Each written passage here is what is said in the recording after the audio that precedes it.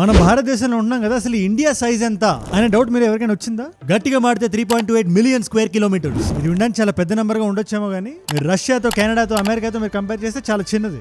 Size ప్రకారం 5 భారతదేశాలు కలిపితే ఒక రష్యా అవ్వచ్చేమో, లేదా 3 కలిపితే ఒక యునైటెడ్ స్టేట్స్ అవ్వచ్చేమో. కానీ స్పిరిట్ ఆఫ్ ద నేషన్ అంటారు కదా, పాపులేషన్ కాదు స్పిరిట్. పాపులేషన్ వైజ్ చూస్తే ఒక స్క్వేర్ కిలోమీటర్ కి మనకి సుమారు 440 మంది భారతీయులు ఉంటారు. రష్యాలో చూస్తే 4 కిలోమీటర్ కి, అమెరికాలో 36. బట్ ఈ సైజు, పాపులేషన్ ఇది కాదు కదా ఒక దేశం గొప్పతనం ఏంటో చెప్పేది.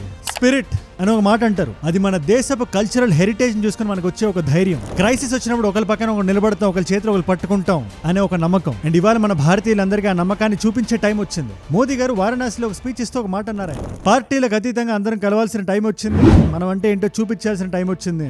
ऐसा कोई भी राजनीतिक दल हो, कोई भी राजनेता हो, देश हित में हर पल, हर बार, हर जगह हम स्वदेशी का संकल्प लें.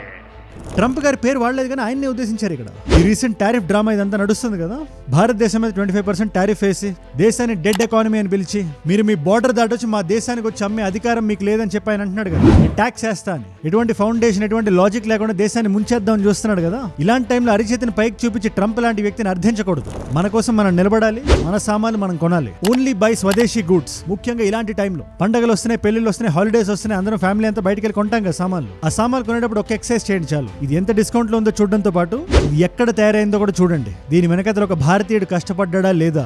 ఇవాళ మన దేశంలో ఉండే ఎక్స్పోర్ట్ ఎకానమీ కష్టాల్లో ఉంది.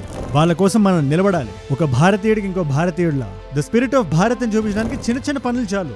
గణేష్ పండుగ వస్తుంది, వినాయక చతుర్థి. మీలో ఎంతమందికి తెలుసు ఒక segment of the idols China నుంచి వస్తున్నాయని? జాగ్రత్తగా చూసుకొని కొనాలి, అంతే చాలు ఇవాళ. ఎందుకంటే ఎలాంటి సిచ్యువేషన్ అయినా ఒక సిద్ధాంతాన్ని మనం నమ్ముకోవాలి. Nation first, Bharat first. ఈ రీల్ని ఎంతవరకు వీలైతే అంతవరకు షేర్ చేయండి.